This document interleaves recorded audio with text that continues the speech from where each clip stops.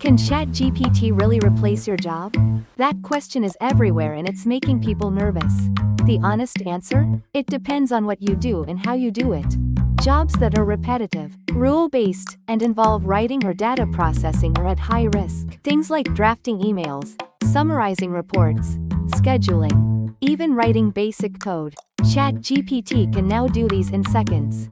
But not all hope is lost. Roles that require emotional intelligence, complex decision-making, creative thinking, or physical interaction, like therapists, leaders, artists, engineers, are much harder to replace. Even better, AI can boost your performance in these roles, if you know how to use it. So here's the real truth. AI won't replace you, but someone who uses AI better than you might. We're entering a world where AI is a coworker, not a competitor. The smartest move now? Learn how to collaborate with AI, not fight it. Use tools like ChatGPT to brainstorm ideas, speed up research, plan your day, or even manage emails. Mastering AI will be like mastering Excel 20 years ago.